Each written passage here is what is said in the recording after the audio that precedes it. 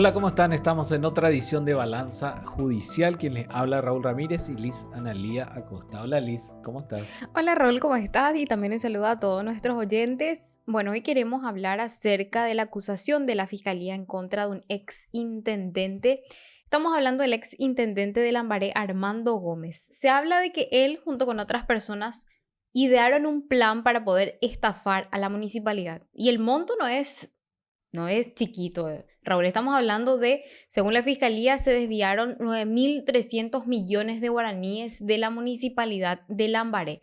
Queremos explicar todo el modus operandi, cómo crearon los usuarios, porque todo esto fue por el sistema informático.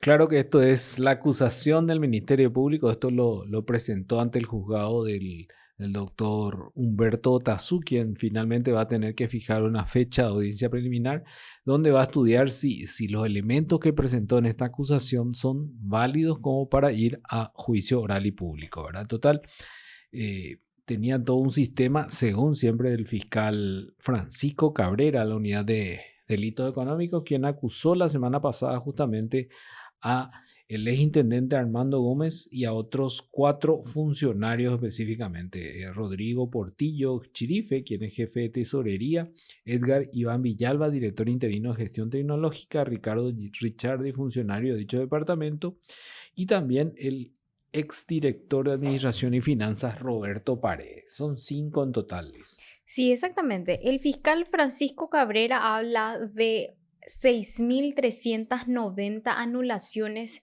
de facturas que, bueno, fueron pagando los contribuyentes y que esto causó un perjuicio de más de 9.300 millones a la municipalidad.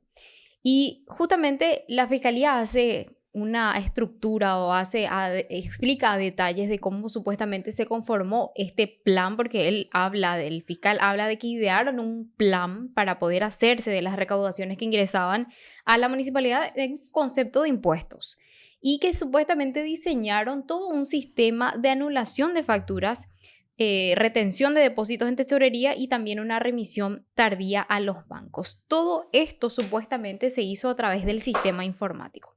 Bueno, esto ocurrió antes de la pandemia, según la fiscalía, fue en el 2019. ¿Y en qué consistía el sistema? Una persona se acercaba a la municipalidad de Lambaré y pagaba sus impuestos, ¿verdad?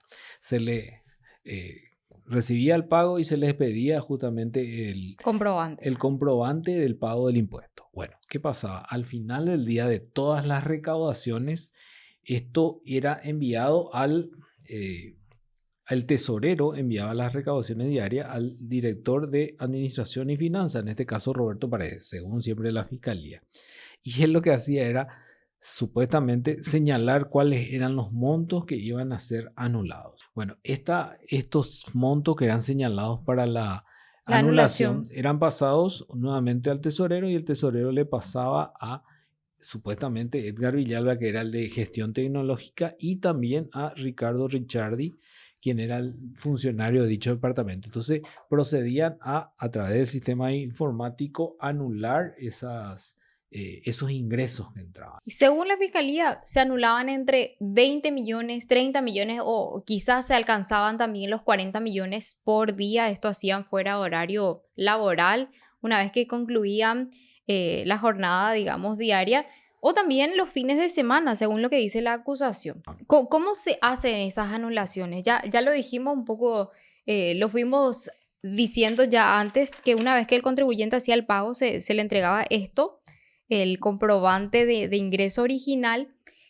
y a través del sistema informático se crearon, según la fiscalía, se crearon luego usuarios, o estas personas tenían también sus propios usuarios, desde los cuales fuera de horario laboral se podían anular en el sistema informático. Estos importes finalmente no ingresaron a las arcas de la municipalidad, sino que se desviaron y no sabemos a dónde realmente fue a parar ese dinero. Sí, aparte esto se daba también porque no todos los contribuyentes pagaban en efectivo, sino que también en cheque o con tarjeta de débito. Entonces, normalmente se requería varios días para ordenar esta falsa contabilidad, dice así. Entonces, por día había estas anulaciones, son 20, 30 y hasta 40, como decías vos justamente. Y se tiene que entre el 24 de enero del 2017 hasta el 25 de 2019. octubre del 2019, digo bien, hubo 5.538 anulaciones, ¿verdad? El valor de esto es 6.866 millones de guaraníes. Pero después se descubrió que en realidad eran más. Eran 6.390 anulaciones que se hicieron y que esto causó un perjuicio de altísimo valor. Estamos hablando de 9.300, como ya lo dijimos al comienzo. De hecho, la cuestión está también, la municipalidad no recibía ese pago, pero ¿cómo quedaba el contribuyente, verdad? Justamente la fiscalía hizo una investigación sobre eso y los contribuyentes venían y traían la factura original Decían, ya pagué. que comprobaban que ellos hicieron el pago. Al final, con esto también se comprobaban que efectivamente hubo un desvío de ese dinero, ¿verdad? Evidentemente que aquí la víctima es la municipalidad de Lambaré, porque no vas a hacer que el contribuyente vuelva a pagar, pese a que si vos miras informáticamente aparece como no pagado. Sí, exactamente.